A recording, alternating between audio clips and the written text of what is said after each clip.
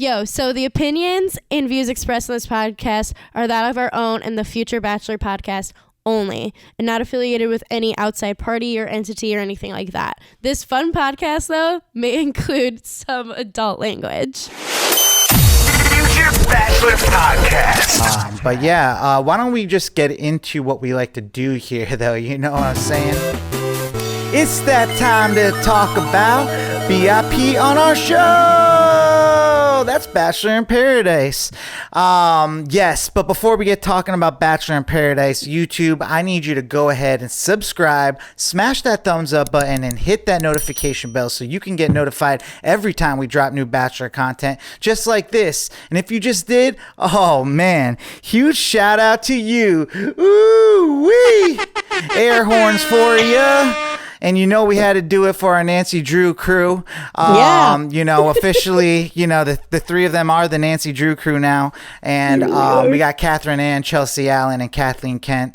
You guys are, you know, mean the world to us. So thank you for always leaving a comment. Yes, we are grateful for you. Yeah, we actually are doing this show is dedicated to you guys because like we were like, are we going to do this episode? But we're giving you guys a Thanksgiving episode. So it's because of the love and support of our Nancy Drew crew on YouTube. And if you would like a shout out you know, on the show and be part of if you want to be a reason for us to live, that's a little dramatic. Fatality. Just leave a comment below, you know what I'm saying? So we can live.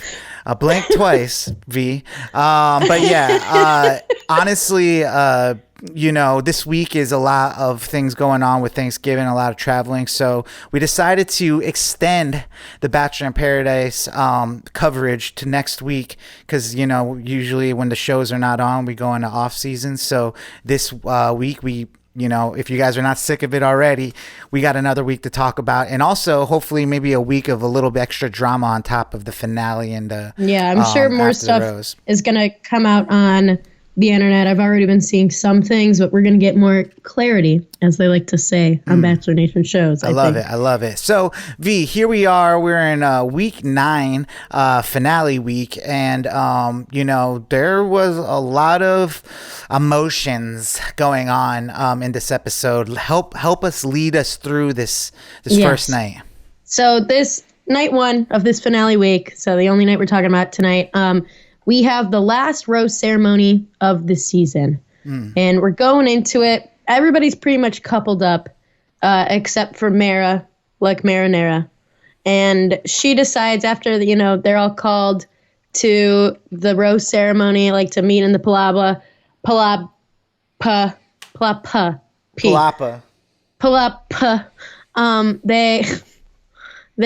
She decides, you know what, like, obviously my love isn't on this beach. I'm not going to, like, why am I going to sit through a rose ceremony? It was nice to meet everybody. I tried to stick it out for as long as I could. And, you know, not really much from here. So I'm going to see my way out, which I think was the right choice. You know, self-respect. She knew what to do. Like, why sit through a rose ceremony not to be picked? That would be dumb. I wonder if she got close with anybody, like, you know, or was she just like that girl that was, like, really trying to hang with the cool kids and, you know, it wasn't happening. I feel like she was able to bond with the people from her season more, like the other Clayton season girls. Sure. But yeah, I mean, besides that, I don't really know. But so they go through. The guys get to have the roses. And who I predicted to maybe, so that means, like, you know, the girls can say no. And Jesse prefaced this because he said, no cocktail party. Hopefully you've had your discussions that you need to have. Good luck to you. And Jesse then prefaces it as they head into the rose ceremony, being like, you know, you might need to answer these two questions. Before we even got into that, we started the episode with Wells, right? Wells just did like a recap of the entire season. Well, I kind of wanted to comment on it because I didn't mean to cut you off, but I wanted to comment on it because I felt like it was part of the push, them dragging out the season. So they like probably weren't on the beach. They just built a set of his bar and brought him back to kind of like fill out this episode or something like that, you know? Because it was weird. Like, why wouldn't you have Jesse do it? I don't know. I think it's because like Wells has been like kind of like the storyteller aspect. Like he's like, you know, he's your pal at the bar situation. Like I think that's just also a way probably to get him in that episode because there was no more drinks being slung around. Right. Right. But yeah, so we got that like recap in the beginning. So yeah, we're at rose Which ceremony. that took again. like a good like 10 minutes or so. Oh yeah. I mean, but it was interesting to kind of see like the moments that he picked out and stuff. It was just like, oh man, like it's only been 9 like weeks, but it's like that's 2 months we've been watching this show, so it's like, I know, and it was only supposed to be a month long. yo, I mean, I forgot some things. But yeah, so we're at rose ceremony. You know, obviously these people have talked to the producers and they've ranked it from most successful to least successful, you know, for giving out the roses, right? Everyone gives out the rose and they accept Everybody it. is accepting it Yeah. because that was the whole thing. It was like, you know, are you in love? Do you think you could see an engagement? If you answer no to those questions, you know, you don't have to accept a rose. Or maybe you should be giving out a rose, vice versa. Whatever. But I mean, no surprises all the way down until we get to... It was surprising that, like, Justin and Joey and Shanae, like, you know, in the respective partners, Shanae and Flo, were saying yes. Because I was like, what are... They were having fun. They, you know, were feeling it. But then it's like one of those, like, wake up the next morning and regret it type situations. At least for one. But before we even get there, we got Logan up there handing out roses. Yeah, Logan's the one with the last rose. And, like, they pretty much, of course, classic Bachelor foreshadowing where, you know, he's like, you know, we've been through a lot. I feel, like, really happy after my journey. Like, I've seen how, like, you know, I did stuff with Shanae. I did stuff with Sarah. I did whatever. Like, blah, blah, blah. I'm like, you know, I feel like me and Kate, like, we really discussed stuff and we're at a great place. Like, he is going into it confident that they're ready to rock and roll. And so he, you know, calls Kate's name. She comes up and you could just tell even her face as you're like watching her face during the entire rose ceremony. It just like nothing was going on behind the eyes. Yeah. Like, well, she had her speech all like ready to go. She was literally just paging through it in her brain. Mm-hmm. So she rolls out and says, you know, he's like, will you accept this rose? And she's all like, I've really enjoyed our time at the beach, blah, blah, blah. But, you know, you did say that I'm critical and like cold and overbearing and like all these things that seem accurate. And he's like, and she's like, and I think that's just you projecting your own self. Like, and so for that reason, I can't accept your rose. And then she just like walks off. Like, I don't know, man. I think she has a bad attitude like about it and stuff. Like, you know, he was kind of putting his heart out there. Right. And I don't think she had to do him like that. Like, I think she tried to save face and made it worse. I think she tried to be like, I'm the bigger person. I'm the better person. And it just made her look like really heartless and shallow. She's the shallow person. Right. Because she even like mentioned the whole money bit or like whatever as she's like leaving. Yeah. I mean, I haven't been impressed with her. And I was happy to see her go. So I'm interested to see what will happen with their after the final rose, because I've been seeing on Instagram that they've been, you know, beefing ever since the whole like, oh, he doesn't have like any money, he has roommates, whatever. And like Logan made that TikTok of him being all like, look, I've got a Costco membership, like look at my like he gets guacamole Toyota, and his Chipotle, like my Honda can't like whatever, yeah, like and all this stuff like that. And then she's all like, Costco memberships and like whatever doesn't buy you like this trip, and she was like in Cabo San Lucas or like whatever, she's somewhere. And then he like went back and he was all like, on my way, BB, like with a flight with his Costco like rewards to get to wherever she's, and they've just been like bitching each other out back and forth. So I'm like, what's gonna happen? I don't know. Isn't it so crazy that people that are just like complete opposites like can like at a moment in time be like about each other? Right. It's kind of crazy. I saw a lot of that kind of this episode, but so yeah, so you know everyone's kind of happy the next day. You know, there's 4 couples, 8 people left. Is that correct? Or like 8 couples. I believe it was 8 couples or something. 1, or maybe it was 2, 7. 3, 4, 5, 6. 6. No, there had to be more. 7. Either way, so this is like Jesse being like, it's over, like paradise is over. You're either gonna, have these tough conversations today, or you're gonna go and have a nice romantic night and a fantasy suite where you guys can kind of do your thing. And it seems like, the conversations start right away. Victoria and Johnny have theirs, get theirs out the way. They seem like they're on the same page at that moment. Right. We got Michael and Danielle, and they're, talking, and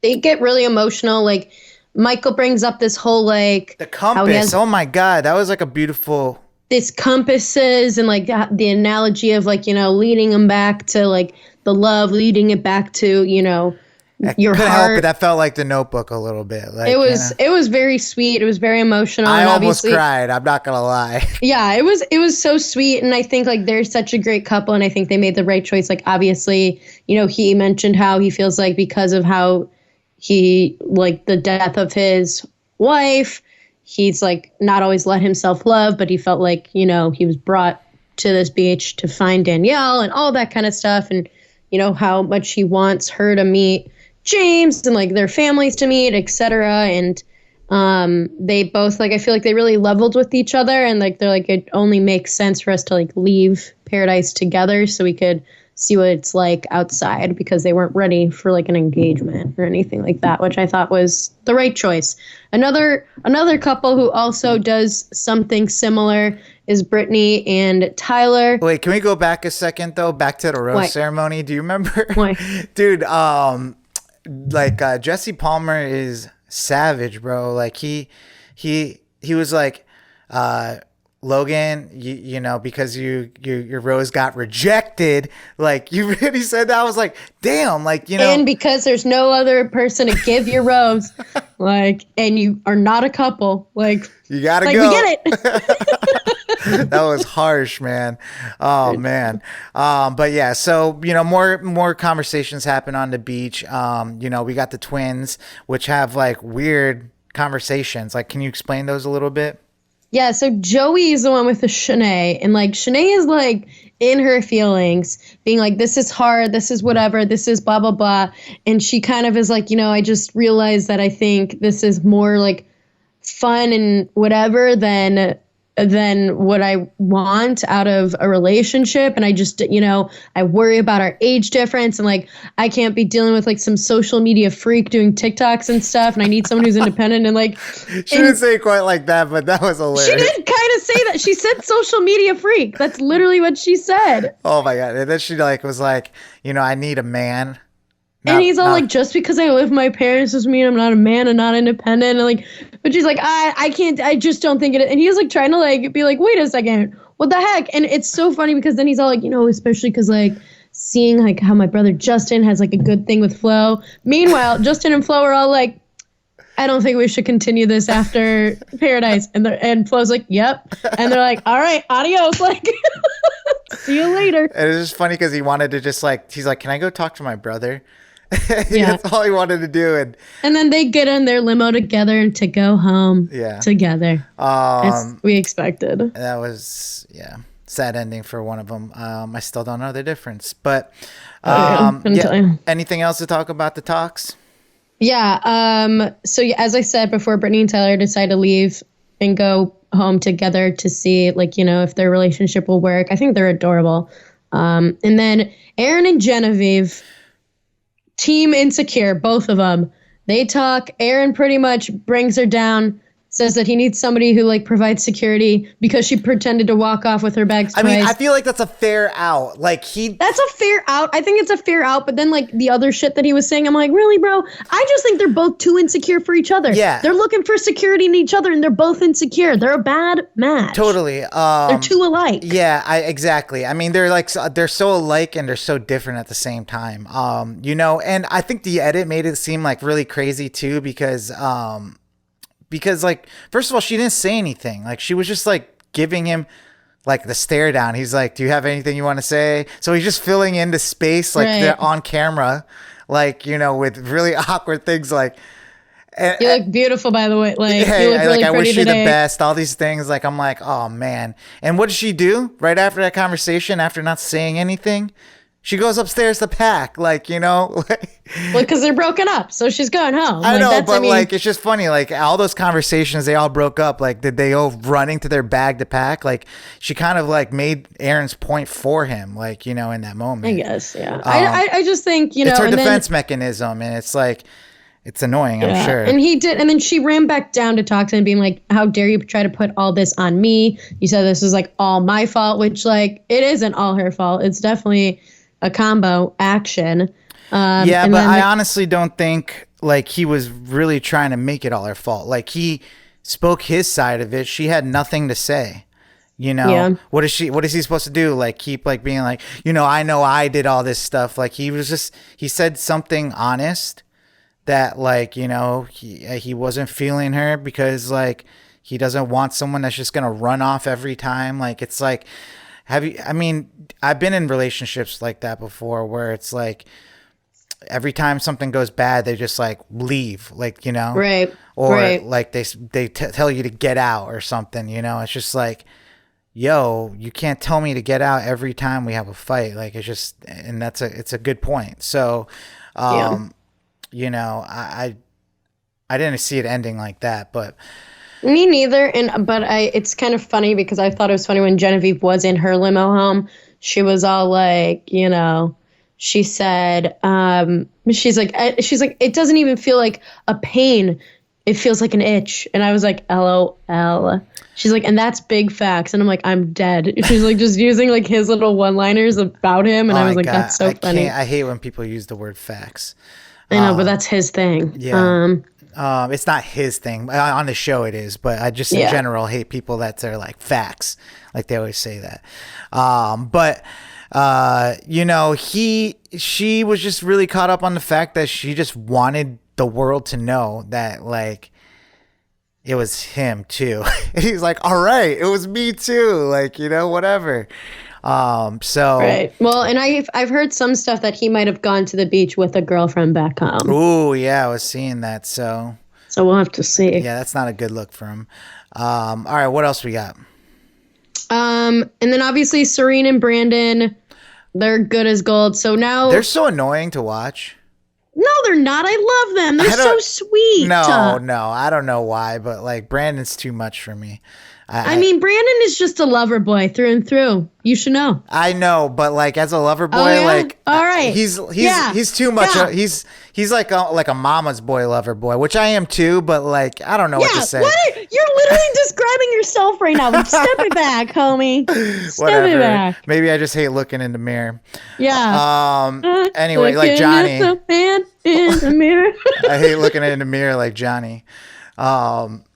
But yeah, so they go out on dinner, which to fast forward a little bit, I guess we could talk about it now. The post-credit scene is hilarious. I don't know why I was like laughing with this bug. Like, what was this bug? Like giant moth. It was like a giant moth or something was coming at them, and they're all freaking out and screaming. Also, Brandon just talking so much that he made that weird daddy-daughter thing. Yeah. What the heck, dude? He was like, you know, it was like a father looking at his daughter. They're like, what? Daddy. Like, no.